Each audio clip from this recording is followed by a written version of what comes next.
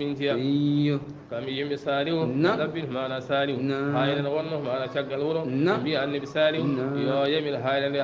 garwa komno debbo garwirta ni hayre nde jibina mana ngeloba ba mana jibinama yalte hayre he ngeloba jibina kadi molel e on sa molel ngel mawno ha fota ngeloba o mana hamin dara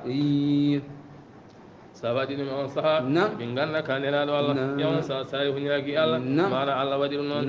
ɓe nana hayre mana ene otta mana ne emo komno debbo hoccirta mana sene jibina ha ngeloba yalti hen ngeloba mana yalti ngeloba garwi ɗon jibini moɗin mana ngeloba moɗen ngel mana mawni ha fotodiri yummiraɗo gala salihu wi hadihi naqatullahi ɗum hadihi naqatun no de ko ngeloba ko hawnide wonande on wallah hane wodan ngeloba sirgun mana yarande ngeloba ne jogui mana gueɗal mana e diƴƴe moɗon wala komi wodani on sirbu mana yarande yewmin ñalawma maɗumin gandal onono ngeloba de battu toon ko jon tanne banggue ndiyam hande so tawi mana ari safon mana jaron ñalawma janggo o dennagal boyli gonnode wuuro ɗi safonon ngeloba yara ha laaɓa set